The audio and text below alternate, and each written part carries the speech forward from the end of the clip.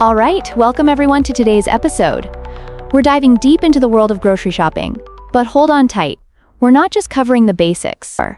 We're going to explore advanced vocabulary and tips that will elevate your grocery shopping experience to an entirely new level. You ever walk into a supermarket and feel like you're lost in a maze? Well, let's help you navigate those aisles like a seasoned pro. Ooh, I love this. So hold on, what do you mean by aisle navigation? Like, is there an actual map or something? Plaths. Well, it's not so much a physical map as it is a mental one. Imagine exploring a vibrant city without losing your way. You definitely need to know where the produce section is versus the dairy aisle. Understanding aisle navigation is crucial for saving time and avoiding those impulse buys, like ending up with 10 bags of chips you never intended to purchase. Right, totally relatable. So, what's the deal with impulse buying? Is it really that common? Absolutely. It's more common than you think, especially when your stomach starts rumbling. You end up grabbing things just because they catch your eye. It's like a siren calling you to the rocks. That's where understanding shelf life becomes essential. You definitely don't want to be stuck with 3 containers of guacamole that spoil before you can finish them.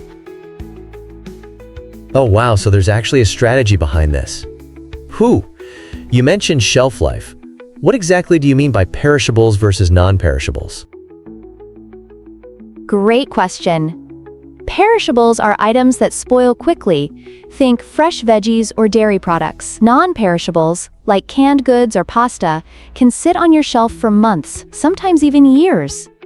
It's like having a safety net in your pantry. If the zombie apocalypse happens, you want to be prepared.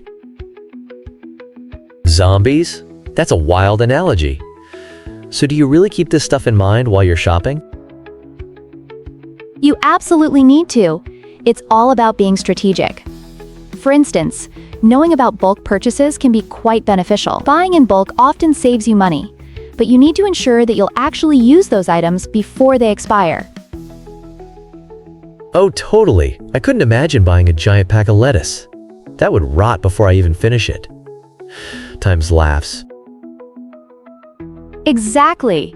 Speaking of which, if you want to be a savvy shopper in the grocery store, here's a pro tip. Always ask about any loyalty rewards. Stores often have these hidden perks for regular customers. Oh, loyalty rewards. I've seen signs, but I never really checked them out. So how do you even ask about those? Definitely.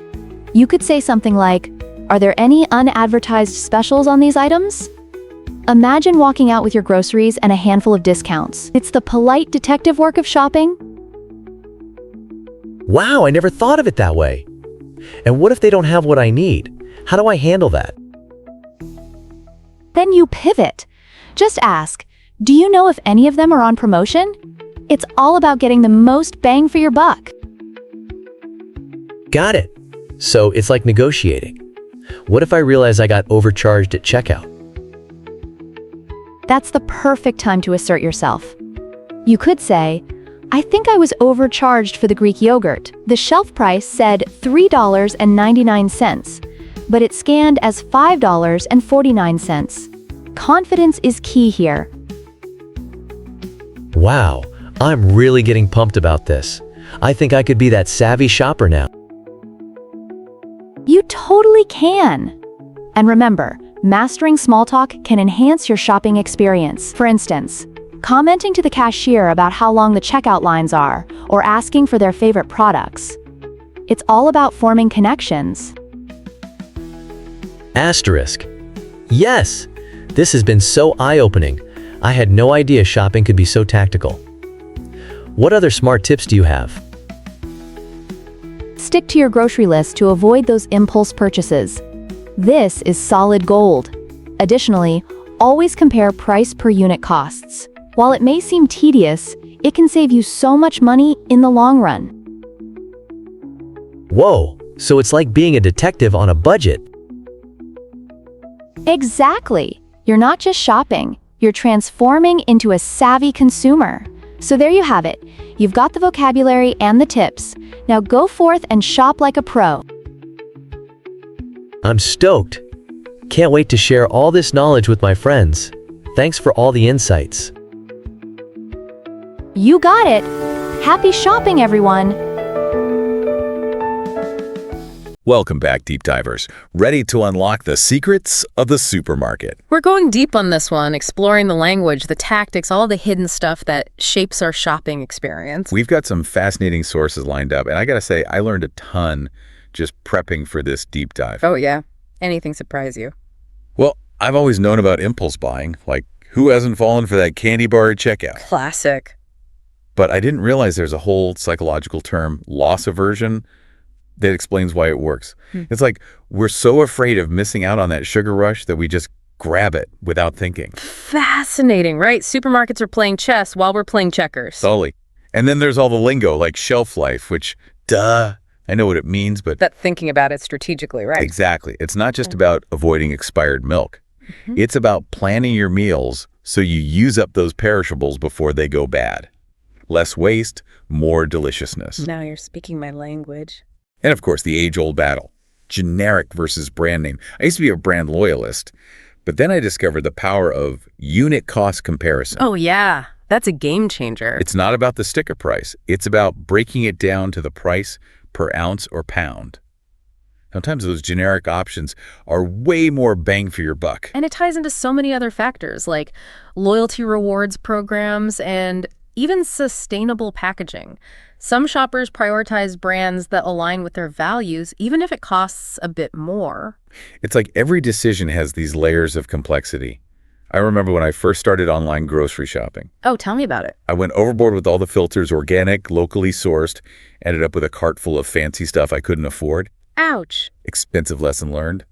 But it made me realize how much these terms influence our choices, even subconsciously. Absolutely. And that's why our sources emphasize the importance of asking detailed questions. Like, instead of just grabbing any old coffee, you could ask, do you carry any fair trade coffee beans? Or, is this organic produce locally sourced? It's like speaking a secret language. Right. And once you start using those phrases... You sound like a pro. Exactly. You become an empowered consumer, someone who knows what they want and isn't afraid to ask for it. So how do we master this supermarket speak?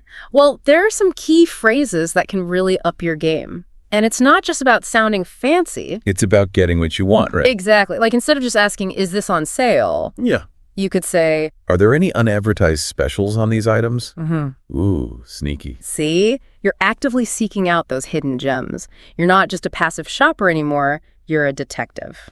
I like it.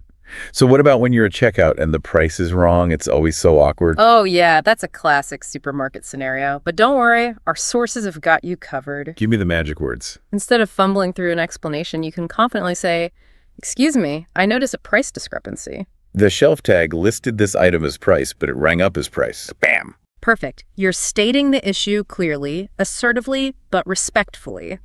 And you can apply that same approach to other situations, like asking about coupons or bulk discounts. Now you're talking. Okay, I have to ask, who actually makes small talk at the supermarket? You'd be surprised. It's a shared experience, and even a quick comment can create a little connection. So instead of silently fuming behind someone with a full cart, you could try a friendly, wow, looks like you're stocked up for a while. Maybe you'll make the wait more bearable. Exactly. It's those little interactions that can turn a mundane errand into something a bit more pleasant. All right, let's imagine we're in the supermarket now. We're armed with all this knowledge, ready to put it into action. Game time. Say I'm looking for something specific, like gluten-free flour. I'd probably just ask, do you have gluten-free flour? But I'm guessing there's a better way. Oh, definitely. Instead of a yes or no question, you want to be more specific, like, excuse me, I'm looking for a gluten-free flour blend. Could you point me in the right direction? Okay, much more precise. And while you're at it, why not slip in a question about promotions? Like, are there any special offers on gluten-free products right now? Ooh. Two birds with one stone. Exactly. You never know what deals you might uncover. Right, now let's talk about the dreaded price discrepancy at checkout. Ah, the worst. You know that moment? The item rings up higher than what you saw on the shelf, and suddenly you're like, yeah, do I say something? Do I just slink away? exactly. It's so awkward. Well, remember, you have every right to make sure you're being charged correctly. And our sources have a great script for this. Hit me with it. Excuse me, I believe there's a price discrepancy. The shelf tag listed this item as price, but it rang up as price. Could we double check that? Boom. Polite, clear, and assertive. Exactly. And while you're at it, why not ask about coupons? Do you have any store coupons for this brand? All right, it's starting to feel like a supermarket ninja. So what about sustainable shopping? How do we bring that up? Well, you could start by acknowledging something positive, like, I've noticed you're expanding your organic section. That's great to see. Oh, I like that. Positive vibes. And then you can follow up with a question like, are any of these organic products sourced locally? So you're starting a conversation, not just a quick question, yeah. you might actually learn something. Right. The employee might tell you about their sourcing practices, partnerships with local farmers. You never know. It's like turning a shopping trip into an educational experience. Exactly. Supermarkets are more than just places to buy groceries. They reflect so much about our society, our values. Our eating habits. Yeah. Speaking of which, our sources offer some practical tips for a smoother shopping experience. Oh, yeah, those are great. The one that jumped out at me is sticking to a grocery list. Ah, the classic struggle. It sounds so simple, but But how often do we end up with a cart full of impulse buys? too often. But knowing about that loss aversion thing, that helps. Right. Recognizing those marketing tactics can help us make more rational choices. Absolutely. And while we're on the topic of smart choices, let's not forget unit cost comparison. Yeah, that's essential. Don't just assume the bigger container is the best deal. Do the math, break it down, see what actually saves you money. And speaking of saving money, those loyalty rewards I programs. love a good rewards program. It's like getting a little bonus just for shopping. Those discounts can really add up. Absolutely. And finally, a tip that can save you both time and stress. Shopping during off-peak hours. Oh my gosh, yes. Avoid those crowded aisles and long checkout lines. Early mornings or late evenings are the best. It's like a whole different world. You can actually enjoy your shopping experience. Mm-mm. And if you have the space, maybe stock up on those non-perishable items in bulk. It saves you money in the long run. So we've covered a lot of ground here, from supermarket lingo to savvy strategies. I feel like we've earned our shopping badges. Totally. But remember, this is just the beginning. The supermarket world is constantly changing. So we've really dug deep into supermarkets. We've cracked the code, learned the language, even explored the psychology behind it all. It's amazing how much is going on beneath the surface, right? Totally. Like, we think we're just grabbing some groceries, but it's this whole intricate system designed But to... influence our choices. Exactly. But now we're wise to it. We can decode those messages and make choices that are right for us, not just what the marketers want us to buy. That's the power of knowledge, right? Absolutely. And, maybe this deep dive will even spark some conversations out in the real world. Oh, yeah. Like, imagine you're in the checkout line and you overhear someone debating between, I don't know, organic versus regular bananas. You could chime in with some of your newfound wisdom. Exactly. Turn that grocery run into a learning experience. Spread the knowledge. So what's the big takeaway here? What do we want our listeners to remember? I think it's that supermarkets are more than just places to buy food. They're like windows into our culture, our economy, our values. Yeah, it's all connected. And by paying attention to those details, by really being present during your shopping experience, you can learn so much. And make more mindful choices. Exactly. So the next time you step into that supermarket, Don't just autopilot through it. right, take it all in, engage with it, and who knows, you might even enjoy the experience. Well said. And on that note, we'll wrap up this deep dive into the wonderful world of supermarkets. Hope you learned something new today. And as always, happy shopping. Okay, but imagine you're at the supermarket, Uh-huh. but you're not just, grabbing the same old stuff. You're navigating the aisles Yeah. with confidence. Maybe even using some, cool English phrases Right. to impress the cashier. Yeah. That's what this deep dive is all about. I like that. It's we're giving you a superpower. Super. Yeah, that's a good way to put it. But even something like grocery shopping, which most people find, Yeah, kind of boring, right. can be more exciting if you have the language to navigate it. For sure. And the cool thing is, you ready for this? Yeah? Our source material is actually a sample script for an English learning podcast. Oh, wow. So we're basically deep diving into a deep dive. Like Inception. Right? But yeah, seriously though. Yeah. It'll be interesting to see how they break this down, for someone learning English. Exactly. So let's pretend we're walking through the supermarket together. Okay. First thing they talk about is the grocery list. I'll admit, I don't always use one. Yeah. I find those essential, not just for language learners, Yeah. But for anyone who wants to, shop efficiently. Yeah. Helps you stay focused. Avoid impulse buys. Save time and money. Okay, I'm convinced. Grocery list it is. So we've got our list. We're in the store, ready to go. The script mentions 2 options.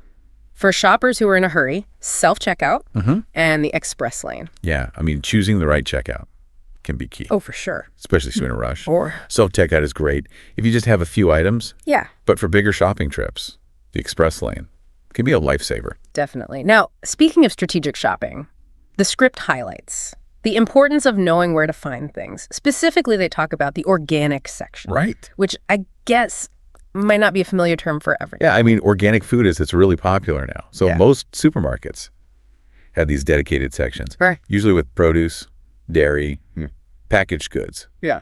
That meet certain, Organic standards. But it's important to remember that organic can mean different things in different countries. Oh, that's interesting. So yeah, it's worth checking the label carefully. Good point. And while we're checking labels, Yeah. we'll also mention the expiration date, which, I know that sounds basic, Yeah. but you'd be surprised how many people don't even look at it. It's so important, though, not just for food safety, Yeah. but for, reducing waste. Right. Being mindful of expiration dates can actually save you money. Oh, really? Yeah. For example, if you know you're not going to use something before it expires, Yeah. buy a smaller quantity. Okay. Or choose frozen or canned alternatives. That's smart. Okay, now for the fun stuff. Yes. Deals. The script talks about clearance sales and those amazing Bebo offers. Oh, yeah. Buy one, get one free. You can't beat those. Right. But I've always wondered, is BeGo like a uniquely American thing? It's definitely a big part of American shopping culture. But you do see Yeah. similar promotions in other countries. Yeah. They might not use the term boo go, but the concept is pretty universal. Interesting. And if we're talking about saving money, we have to mention loyalty cards. Yes. Is this common? Yeah. Loyalty programs are becoming more and more popular all over the world. Okay. Supermarkets use them too. Yeah. Reward their regular customers, Mm-hmm. track shopping habits, Right.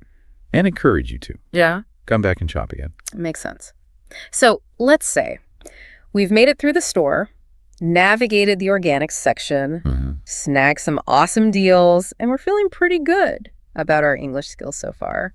But now we actually need to talk to someone. Right. The script introduces a bunch of phrases for asking for help, which Yeah. can be a little intimidating, especially for language learners. For sure. But the phrases they give are very simple and polite and Absolutely. effective. Like, Yes. excuse me, do you have any non-dairy milk? That's the phrase I use all the time. That's a great example Yeah. of how you can use language to express, Yeah. Yeah. specific dietary need, Right. which is becoming more important these days. Definitely. And they also have phrases for asking about sales and discounts. Uh-huh. Like, do you know if this product is on sale? Yeah. Or are there any discounts on bulk purchases? Those are great because they're polite, Yeah, but you're still finding out about potential savings. for sure. Okay, so we found our items, maybe asked for some help, and now our basket is full.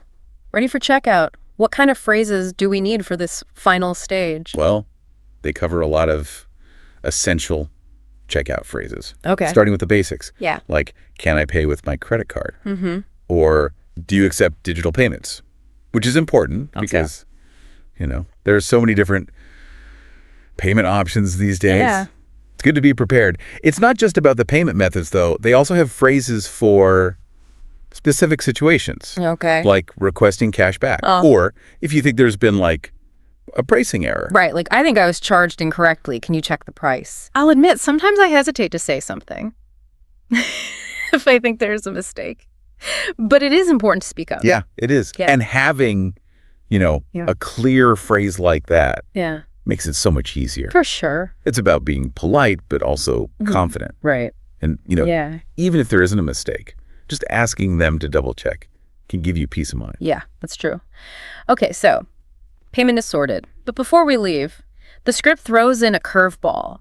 It encourages us to make small talk Oh, yeah. with the cashier. I Interesting. never thought of that as like a language learning opportunity. It can be, though. Yeah. Those little interactions, they're a great way to practice. conversational English Okay. in a low-pressure environment, I would Sure. suggest. Simple things like commenting on how busy the store is or asking for recommendations. So, like, it's really busy today. Is it always like this? Or Yeah. do you have any recommendations for a good one? Exactly. Wait, are we allowed to ask cashiers for recommendations? Well, it depends. Yeah. You have to read the situation. If they seem friendly and approachable, then yeah, a casual question like that can be nice. Right. But if you're not sure, you can always frame it as more of a request for their expertise. Okay. Like, I'm looking for a good wine for a special occasion. Do you have any favorites? That's good.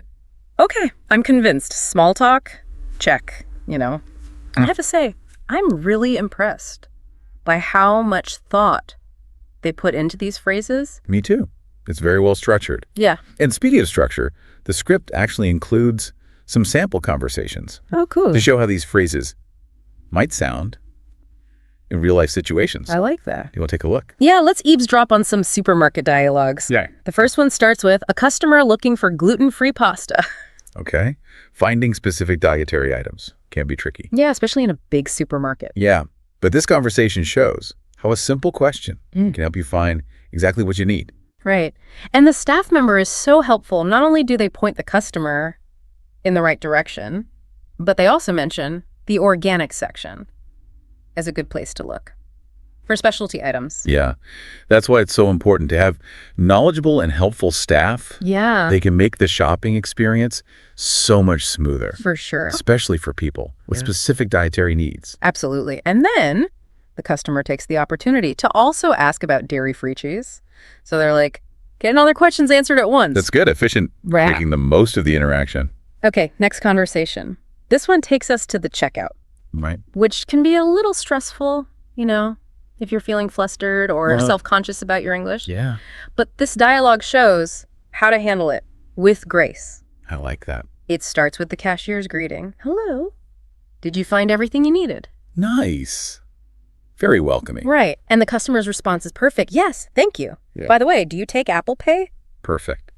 It's so casual, but polite. And it's important to clarify the payment options Yeah. up front Yeah, to avoid any awkwardness or delays. definitely. And the cashier confirms Yeah. that they do take Apple Pay and even explains how it works. Great customer service. Right. They're willing to adapt to new technologies and Yeah. make sure the transaction is smooth. Exactly. And then the customer adds a request for cash back, which is a lifesaver sometimes. The cashier's response is great. Sure. How much would you like? Very professional. Okay. Last conversation. This one is all about asking about a sale, Okay. which can be tricky if you're not sure about the details in this case. The customer has seen a sale on cereal and they want to know if the discount is applied automatically, Smart. right? Because there's nothing worse than getting to the checkout and realizing the sale wasn't what you thought. So Exactly. the staff member explains that it's a buy one, get one free deal, but only if you buy 2 boxes. Okay. So it's important to read the fine print. And the customer, being a savvy shopper, asks if there are any coupons. Good. Never hurts to ask. Yep. And the staff member suggests signing up for the loyalty program Oh, nice. to get weekly coupons. That's a win-win. Right. The supermarket gets a loyal customer, and the customer gets coupons. Exactly. So we've covered a lot here. You have. Essential vocabulary, practical phrases, and even some real-life supermarket dialogues. I'm feeling pretty confident about my next shopping trip. Me too. What about you? Yeah, definitely. But, it's not just about the phrases. Right. The script also emphasizes the importance of smart shopping strategies, Okay. which go beyond just knowing the right words. It's funny. We often just go to the supermarket on autopilot, just grab what we need and get out. Yeah. But this deep dive has really made me think about all the different ways we can use English, even in a place like the supermarket. It's true. Learning can happen anywhere. Right. And they start with something we've talked about before, but it's important, so I'm going to repeat it. Always check the expiration date. Yes. I know it sounds obvious, but I've definitely been guilty of just throwing things in my cart without even looking. It happens. We all do it. Yeah. But taking a moment to check can save you from a lot of food waste. And disappointment. Exactly. Okay, next tip. This one is for me All right. Compare prices. Yes. I am so bad at this. I just grab the first thing I see. I know. But you can save so much money if you take the time to compare different brands and sizes. You're telling me I need to break that habit. Okay. But for those times, when I am in a hurry, the script reminds us that self-checkout exists. Oh, yes. If you notice, those machines have gotten so much faster. They really have. It's amazing. Technology is always improving. Right. And self-checkout systems have definitely benefited. For sure. Now, here's a tip I hadn't really thought about before. Yep. Don't be afraid. To ask store employees Mm-hmm. for recommendations. Oh, that's a good one. Right. I mean, they work there. They know the products. Exactly. They can give you valuable insights. Especially if you're looking for something new. Yeah. Okay, last but not least, a reminder to bring those reusable bags. Yes. We all know it's important. For the environment. Right. And some stores Yeah. even offer discounts if you use reusable bags. So you save money and help the planet. Exactly. Plus, it could be a conversation starter. Oh, how so? The cashier might comment on your bag, Oh, that's true. and that gives you a chance to practice your English. You're so right. I love that. Wow. This whole deep dive has been eye-opening. It has. I thought I was a supermarket pro, but I've learned so much, Me too. both about English and about being a smarter shopper. Absolutely. But the learning doesn't have to stop here. What do you mean? Well, the script, it challenges listeners to actually put this knowledge into practice. Oh, I like a good challenge. So do I. They encourage listeners to pick one new phrase from this episode and try it out. On their next shopping trip, Yep. It could be anything. Asking for help, making small talk with the cashier, whatever you want. The important thing is to step outside your comfort zone. Right. And they even suggest that listeners Mm-hmm. reflect on the experience. Interesting. So, did using that new phrase boost your confidence? Mm-hmm. Did it spark a conversation? Did it make the whole shopping experience more enjoyable? I love that. Oh. It's those little moments that make learning feel real. Absolutely. And who knows, maybe trying one new phrase will inspire them to learn even more. Exactly. So there you have it. You've got your grocery list, your reusable bags, and now a whole bunch of phrases to make your next shopping trip a breeze. You're all set. But more importantly, you've got this new awareness of how language can empower you in everyday situations. That's the key. So go out there, be a savvy shopper, and don't be afraid to strike up a conversation. Happy shopping, everyone. All right, so picture this. You've just landed in, I don't know, let's say Prague. Okay. You're completely jet lagged. You haven't eaten in like hours. And all you want is some yogurt. Mm-hmm. But standing between you and that yogurt is this just like a massive wall of yogurt. Yeah. Like brands you've never even heard of in your life. Right. All in Cyrillic. Oh, yeah. You have no idea what to do. Absolutely. And, you know, I've definitely been there, and it feels like a very universal experience. Oh, yeah, absolutely. Like this kind of supermarket standoff. Yeah. Of like, what do I do? Yeah, definitely. So today, we're going to try to arm you with the tools that you need to win that standoff. That's right. We are diving into this beginner's guide to English in the supermarket. Sounds great. So that no matter where you are in the world, as long as you can find a supermarket that speaks English, you can get the sustenance that you need. Yeah, you know, I think what's really fascinating about supermarkets is that they're not just places to buy groceries, but they're really kind of cultural hubs. Right. And learning the language of the supermarket can unlock a deeper understanding of a society's habits, you know, values, even its history. Yeah, absolutely. Like Yeah, well- when you walk into a supermarket, you can immediately tell what people value by what's at eye level, what's Exactly. at the end of the aisle, like what's on Kind sale. of how things are organized. Yeah. The layout of the store itself tells a story. Exactly. Yeah. Yeah, so this guide has so much good stuff in it. I mean, so much good stuff. Oh, yeah. It has like a great list of essential supermarket words. Okay. And some of them are, you know, pretty straightforward, but some of them I was like, huh, I actually don't know if I've ever thought about how to pronounce this word before. Interesting. Like aisle, for example. Aisle. Yeah, you know. Yeah, aisle can be a tricky one. Yeah. I've even seen it misspelled sometimes as a aisle, like an island. Oh, yeah? But aisle itself, I think, speaks to the evolution of supermarkets. Right. Because you think about like early grocery stores, they were often really cramped and crowded, you know? Like you would go up to a counter and ask for what you needed. But as the concept of self-service kind of grew and, you know, blossomed, aisles became these wider spaces that allowed for more products and that kind of quintessential shopping cart experience that we know. And the shopping cart versus a basket. Right. Are there some cultures that have mostly baskets versus mostly carts? That's a good question. I haven't really thought about that, but I imagine there are certain cultures that might favor baskets for maybe smaller purchases, or maybe they just don't have the space for large shopping carts. Yeah. But yeah, the word aisle itself kind of tells that story of the evolution of the supermarket. Yeah, very cool. Okay, so this guide also goes into customer service and some of the like cultural differences that you might experience between an English-speaking supermarket and a supermarket that doesn't speak English. Right. And so I'm curious about like what are some of the things that we should know about? Well, I think politeness is really emphasized in the guide. Okay. But the level of formality can really vary, you know? In some English-speaking countries, you might find that casual chit-chat with the cashier is quite common. Okay. You know, like talking about the weather or asking about their day. Right. But in other places, it might be more of a transactional interaction. Okay. You know, very quick and to the point. So it's really all about reading the room. Yeah, I think observing the locals is a great tip. Just to see how they interact with the staff. Absolutely. Yeah. All right, so let's move on to the fun stuff. Okay. This is what I was excited about, which are the essential supermarket phrases. Right. Because we can learn all the words we want, but if we don't know how to actually put them together into coherent phrases, Exactly. then we're not going to get very far. It's all about communication, right? Right. Being able to express your needs and ask for assistance. Yeah. So what are some of the phrases that stand out to you? Well, some of the ones that I think are really useful are things like, excuse me, where can I find the Dijon mustard? Okay. Or do you have this in a smaller size? Or even simple things like thank you Right. can go a long way in creating a positive interaction. Right. And adding please to your requests, Right. you know, makes a big difference as well. Sure. Like, could you please tell me where the bakery is? Oh, yeah. That's so much better than, where's the bakery? Exactly. It shows respect and consideration. Yeah, absolutely. Yeah. Okay. I love that. Yeah.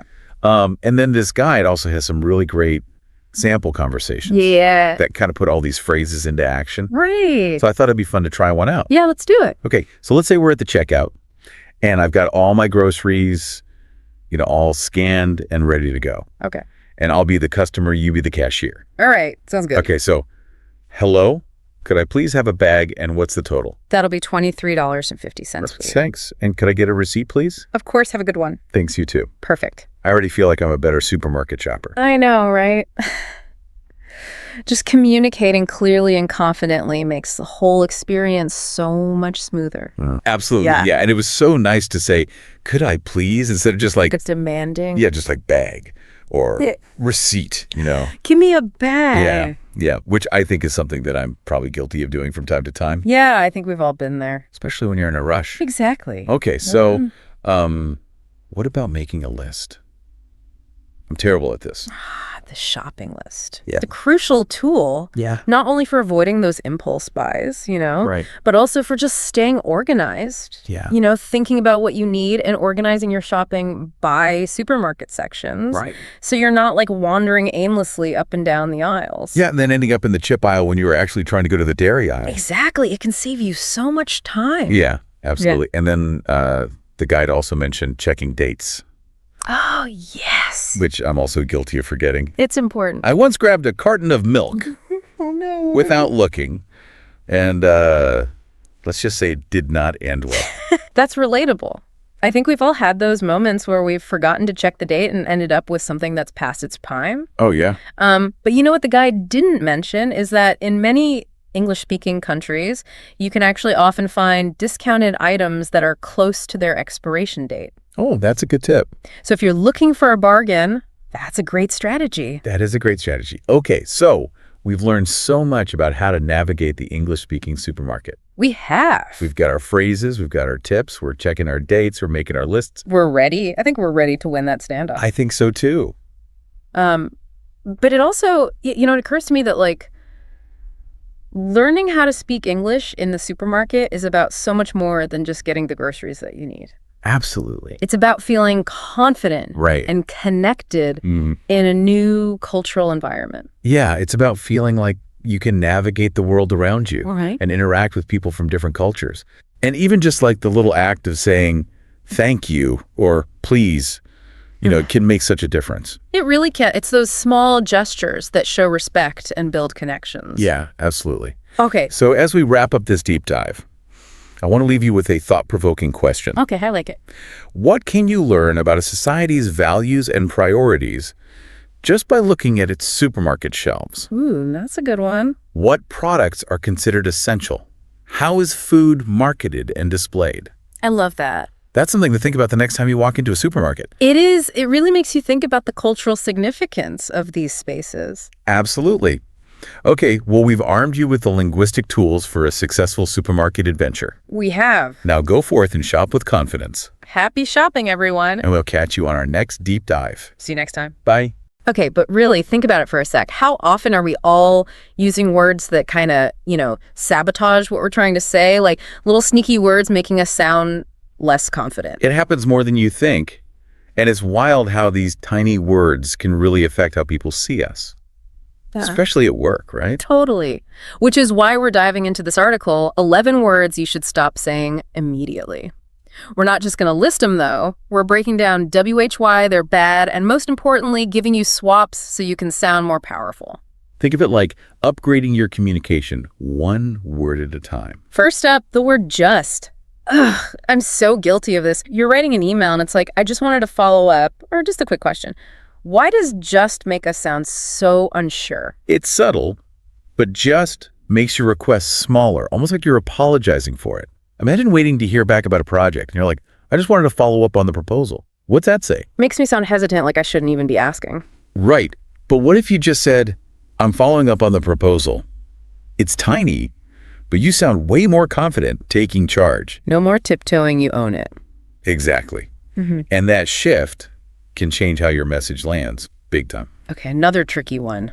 Actually, this feels like a trap almost. Oh, it can be. Actually, often slips out when we're correcting someone or giving a different view.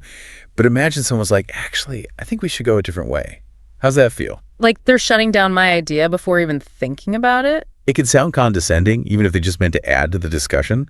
Taking out actually makes it more collaborative. Like instead of, actually, I have a question about that, you can say, I'm curious about this part. More like inviting a chat, not shutting it down. Perfect. Still saying your thing, but it keeps the flow going, respectfully. Now, maybe this one feels like almost self-sabotage, wouldn't you say? It is. You wouldn't use maybe if you were really sure of your idea, so why hedge? I guess it's like we're scared to commit to our thoughts, you know? And that hesitation can hurt your credibility, especially at work. Decisiveness often equals competence. Instead of, maybe we should consider this. We should consider this. Hear the difference. It's like you're leading, not just dipping a toe in. Right. Showing confidence in your idea, inviting others to follow. Okay, this one bugs me. Saying sorry when there's no need. Why do we apologize for, existing, basically? It's a thing, isn't it? Do we really need to apologize for asking a question or taking up space or just saying what we think? No way. And all that apologizing can actually make us seem, smaller, less confident. You're right. And the key is, there are way better ways to say things. Instead of, sorry to bother you, try thanks for your time, or I appreciate your input. Shows respect without sounding unsure. It's like shifting from apologizing for existing to being grateful for their attention. Small but powerful, right. Changes how you come across. All right, another confidence killer, I think. It's everywhere, but it makes what we say weaker. It's a verbal tick for lots of us. But think about how much stronger it is without it. Like, I think this is the best option versus this is the best option. Huge difference. You're right. It's a fact now, not just an opinion, maybe. And sure, sometimes you want to say it's your view, not like universal truth.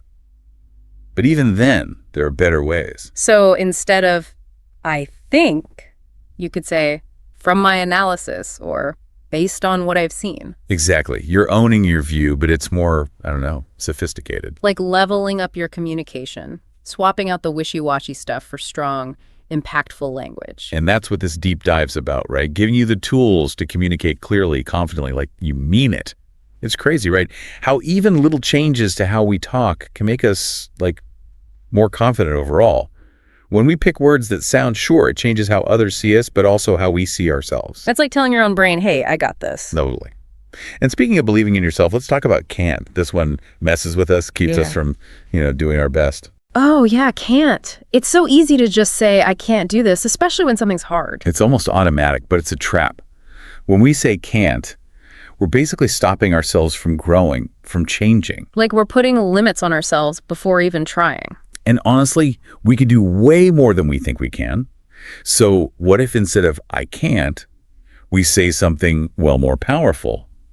Like, I haven't learned this yet, or I'm still figuring it out. I like that. It's not saying you'll never do it, just that you're on the way there. Exactly. And that small change can help you stay motivated, keep going when things get tough. It reminds me of that saying, whether you think you can or you think you can't, you're right. What we say really does affect what we believe. So true. So let's pick words that lift us up, both when we talk to ourselves and to others. Okay, almost done with the list, but a couple more big ones. Let's do but and. I mean, they're not bad words, but how we use them matters, right? Oh, absolutely. It's all about the situation and what you're trying to say, but often goes after something positive and it kind of ruins it.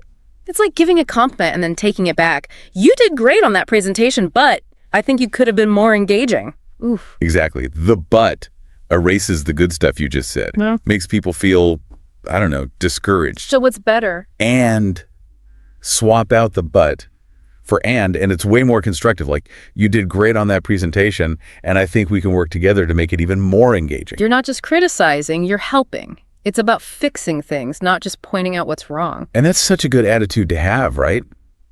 At work, anywhere. All right, got to address the big one. Literally, people misuse this all the time. It's almost funny how wrong it gets. Yeah, it's become this word people use to emphasize stuff, even when it's not actually true. Yeah. But using it wrong makes you sound less credible, like you don't know what you're talking about. I think it shows how important it is to use the right words. When we choose carefully, we say what we mean more clearly, and it has more impact. Couldn't agree more. It's about respecting how powerful words are and using them to your advantage. So let's all try to use literally, correctly, and really all words, thoughtfully. Okay, before we go on, gotta mention kind of and sort of again. They seem small, but they weaken what you're trying to say. Oh, they're so wishy-washy. They make you sound uncertain, like you don't really care. Imagine telling your boss, I'm kind of excited about this new project. Not exactly inspiring, huh? Sounds like you'd rather be doing something else. Exactly. So instead of that, let's use words that are, stronger, more definite, like I'm intrigued by that, instead of I'm sort of interested, more specific, more interesting. And it shows you're really paying attention, involved in the conversation. Right on. Now, sticking with words that fill space but don't add anything, let's talk about like. It's supposed to connect with people, but it can actually make you sound less smart. It's so ironic. It's like people say all the time, especially when they're nervous. But it's even better. Just pausing. Yes. Silence is way more effective than filling the space with, nothing. Gives your brain a second to think, so you can choose better words. And it makes you sound more thoughtful, calm, which can be really powerful. And while we're at it, how about, this one comes up when we're not sure if the other person's getting what we're saying. We need them to agree with us. It's like we're doubting ourselves, even though we're the ones with the ideas. But here's the thing. Yeah. You know what you're talking about. You can explain it clearly. Trust yourself. Let that confidence show. That's a good point. We don't always need someone to tell us we're right. We can just own it. Exactly. Now, one last thing about how our language affects how we interact with people. We've talked about specific words, but it's also about the vibe we give off. Right. Sometimes it's not just the words, but how we say them. Totally. Think about, I have to do this versus I get to do this. It's just a different way of looking at it, but it changes how you feel about it. It's like turning something you have to do into something you want to do. It's about feeling like you have control, even when things are tough or boring. I love that. We really can choose how we see things just by how we talk about them. And that's kind of the main point of all this. It's not about banning certain words. It's about being aware of what we say, picking words that show what we believe, make us feel confident, and help us really connect with people. Honestly, I'm kind of fired up now to use all this stuff. It's amazing how just changing a few words can make such a difference in, everything. It really shows you how powerful language is, right? We don't always realize how much what we say shapes like our whole experience. So for our listeners, what's like one thing they can do today to start using all this? Good question. I think the best way is to just pick one thing, one word from our list that, stood out to you. Maybe you use it too much or you think it's holding you back. Okay, let's say I pick just. What then? Try to, completely stop using it for a week. Pay attention to when you want to say it in emails, conversations, even just thinking to yourself. Like a little challenge? See what happens when you change just one word. Exactly. I bet you'll be surprised. See how people react when you're more direct, more confident. And notice how it makes you feel. You might find that not saying just makes you sound more sure of yourself. And D actually makes you more confident. So it's like teaching your brain to use better words by default. Yeah. And the more you do it, the easier it gets. It's like exercise. The more you use those confident words, the more natural they'll feel. Makes sense. So it's not about being perfect right away. It's about getting better over time. Exactly. And hey, you don't have to do this alone. Tell a friend about the episode or a coworker and help each other out. You could even make it fun. Point out when someone slips up. That's a good idea. It's always easier to stick with something when you have someone to do it with. And who knows, maybe you'll start this chain reaction of confident communication at work everywhere. What a great thought. Well, we've definitely given everyone a lot to think about today. It's been, really interesting and inspiring. I feel like I have a whole new understanding of how to use words to be more confident and clear. It's been great diving into this with you. And to everyone listening, remember, what we say really matters. So let's choose our words carefully. And until next time, stay curious, stay confident, and keep on learning. All right. So are you ready to really boost your English fluency? I mean, take it to that next level. Ooh, I like where this is going. Well, today we're diving deep into phrasal verbs. Those are essential. They really are. They're like the secret code to sounding really natural, Yes. Especially if you're already pretty comfortable with the basics of English. Right, you got to get those phrasal verbs down. Exactly. And what I think is so fascinating about them is the way they kind of weave themselves into just everyday English. Yeah, it's like you can't escape them, can you? No, you can't. And they're not just about casual chit-chat. Right. They pop up everywhere. We'll see them in professional settings, travel scenarios, even when you're talking about learning new things or improving yourself. Yeah, you're right. They're everywhere. They're everywhere. We've got 25 essential phrasal verbs to unpack today, and I'm telling you, you'll be surprised by how their meanings can shift depending on the situation. Yeah, it's true. It's sometimes the same phrasal verb can have so many different meanings. Right. It's they're these little chameleons Right. blending in, adding that extra layer of meaning. Subtle mastery, huh? Yes. That's what sets apart a fluent speaker. For sure. So let's start with those everyday conversations, the ones we have all the time. I'm thinking about turn up and run into. They seem so simple on the surface. Right. Yeah. But I bet there's more to them than meets the eye. Oh, absolutely. You're absolutely right. Take turn up, for example. Okay. If someone says he didn't turn up for the meeting, that kind of has a negative connotation to it, Yeah. right? You're like, where were you? Yeah, right. Yeah. Implies a lack of responsibility. Maybe even a little bit of disrespect. For sure. But, if you're at a party and the volume's too low, you might say, can you turn up the music? Yeah, that's true. Same verb, totally different vibe, right? It is. It's like the context around the phrasal verb, it colors it, gives it that extra layer of meaning. Exactly. And run into kind of has that element of chance, surprise. If you say, I ran into an old friend, that paints a much more vivid picture than just saying oh, I met an old friend. Right.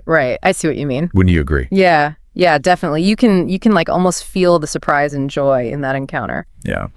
Okay, so let's shift gears a little bit here. Let's talk about the work and business category. Okay. And I noticed in this section, look into and come up with.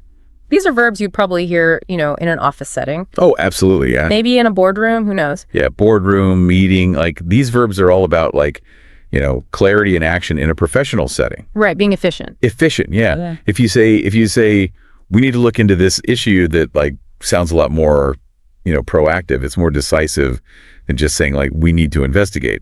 Yeah, for sure. Right. And come up with that one's all about that creative problem solving. Yeah, that's a good one. It's a good one. I like that. So it's almost like these phrasal verbs cut through all the fluff. Yes. They just get straight to the point, which is so important at work. Yeah, absolutely. Right. Especially in a fast-paced environment. Especially in a fast-paced environment. Yeah. Yeah. And imagine you're in a meeting Oh, yeah. and you're struggling to express those key actions. It would be painful. Yeah.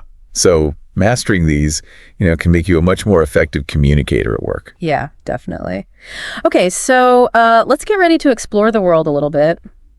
Travel and socializing. When it comes to this, I thought about pick up and drop off. Yes. They're essential for getting around, making plans, Absolutely. I mean, think about that classic travel phrase.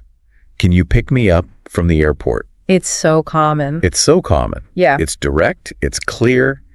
It gets the message across. Effortless. Yeah, effortless. Yeah. And drop off too. Like, I'll drop you off at the station on my way. Makes, coordinating plans so much smoother. Yeah, super smooth. Super smooth. You know what's interesting about those two is it highlights the social aspect of language, I know. If you offer to pick someone up or drop them off, it's more than just the action, It kind of conveys a sense of, I don't know, like helpfulness, consideration. Right, you're going out of your way for them a little. Exactly. Okay, and speaking of subtle shifts in meaning, check-in. That one seems to have like multiple personalities. Oh, it does, doesn't it? Depending on the context. It does. Right. You've hit the nail on the head there. Check in at a hotel, like that's a formal procedure, right? Yeah. But if you say check in with a friend, that's just casual. Totally different. Totally different. It implies like that you care. Right. You're just seeing how they're doing. Yeah, exactly. That's a perfect example of how, phrasal verbs just adapt and evolve, They just change. Yes. Yes, they do. They do. Depending on the situation. All right, it's time to level up our skills even more. Learning and self-improvement. I'm intrigued by catch up on and figure out, they seem to like capture the essence of personal growth. Right. You know what I mean? Yeah, they really do. Catch up on, that kind of implies that you're making an effort, right? Yeah. Like a conscious effort to, stay current, expand your knowledge. Yeah, it's like active learning. Yes. And figure out, has that problem-solving vibe, right? It's like that aha moment. Yes, it's about like overcoming challenges, pushing yourself beyond your comfort zone. Which is like part of personal development, right? Absolutely. Embracing those aha moments. Yeah. And recognizing that, learning it's a journey. It never ends. It never ends. What's fascinating is how these verbs kind of empower you to like talk about your learning journey. Yeah, to actually articulate it. Yes. Yeah, I like that. So thinking about those learning goals, is there a particular phrasal verb from this category that like resonates with you right now? Ooh, that's a good question. Something that you could see yourself using, in your self-improvement journey. Let me think. I think figure out, actually. I like that one because, well, I am always trying to figure out new ways to approach problems. Yeah. Or just learn from my experiences. Absolutely. It's a verb that shows that continuous growth. Yes. Which I find motivating, It never stops. It never stops. So I like that one. It's like figure out becomes a reminder to just stay curious. Right. And embrace that whole learning process. Yeah, exactly. And you never know what you're gonna learn next when you're trying to figure things out. Exactly. I like that. That's a good one. It really is amazing how much meaning these little verbs pack. They really make our communication so much more dynamic. They do, yeah. It's like they unlock fluency somehow. Yeah. Make English sound, well, more natural. Speaking of unlocking things, Yeah. I have a fun idea. Okay. How about we do a little quiz just to test what we know about these phrasal verbs so far? Oh, I love a quiz. Yeah. Let's do it. See if our listeners have been paying attention. Okay, first question. Imagine you're working on a project and it's just not going anywhere. You finally decide to just stop working on it completely. All the time. Right. So which phrasal verb would you use? Would you say that you gave up on the project or looked into it or maybe turned up at the meeting? Okay, so we're looking for the verb that means to just like stop completely, abandon it. Exactly. And the answer is Gave up. gave up. Yeah. Yeah, you gave up on that project. It definitely doesn't feel good, but Yeah. it happens. Sometimes things just don't work out. It's a fact of life. Yeah. All right, ready for the next question? Get me with it. Okay, so imagine you're trying to understand like a really complex problem Yeah. and you want to get to the root of it, like all the little details. Okay, so like you're really trying to solve it, not just scratch the surface. Exactly, yeah. So which phrasal verb fits best here? Would you figure out the problem, go over the details, or run into a solution? So this is all about being really analytical, right? Like really digging into the problem. Yes, exactly. Thinking it through. So the answer must be Go over. go over. That's right. Yeah, you're going over all the details. Okay, last question. You're getting ready to give a presentation, Okay. and you want to practice it beforehand. Which verb describes that? Would you show up the presentation, come up with a new idea, or maybe run through your speech? This one is all about getting ready, Yeah. rehearsing, making sure you know everything. Yeah. Making sure it all flows, all the pieces are in place. Exactly. So the answer has to be Run through. run through. Yeah. You got to run through that presentation. Make sure you're prepared for anything. Exactly. Well done, listeners. You guys are pros. You're really getting the hang of these verbs. You're going to be fluent in no time. But this is just the beginning. I mean, there's so much more out there, when it comes to phrasal verbs. Oh yeah, so many. It's like a whole other world. It is like another level of fluency. It is. So before we finish our deep dive today, I want to talk about how to actually make these 25 verbs part of your everyday English. Yeah. It's one thing to understand them, Right.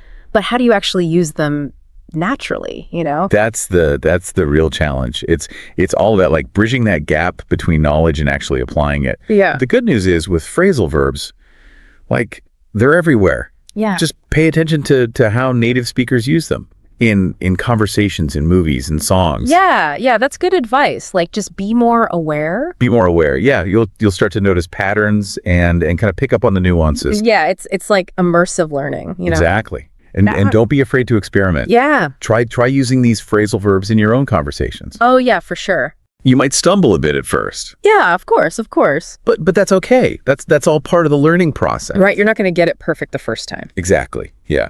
But the more you practice, the more confident you'll become. Of course. It's like anything, right? Practice makes perfect. Exactly. But sometimes just like jumping in can be a little overwhelming.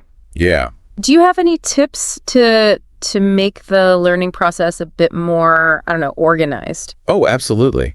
Like a great technique is to use flashcards. Oh, yeah. Like write the phrasal verb on one side and then maybe like an example sentence on the other. Yeah, classic. Classic, yeah.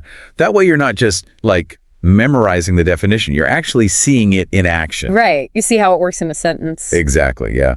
Another good strategy is to keep like a phrasal verb journal. Oh, that's a good idea. Every time you encounter a new one, just jot it down. Yeah, like your own personal dictionary. Exactly. And you can add an example sentence too. Yeah. You'll be amazed at how quickly your vocabulary will grow. Yeah, that's a great idea.